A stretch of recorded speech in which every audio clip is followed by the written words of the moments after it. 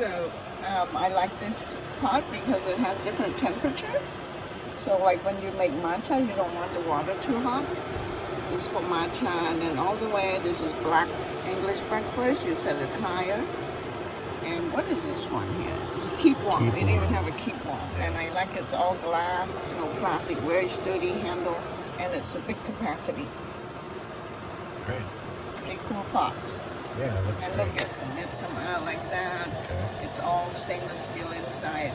The only plastic thing is here, which is okay. It doesn't touch the water, so it's good. Yep. And they have And these it has a big spout with the straining thing here, so people can make tea inside this pot and then strain it out.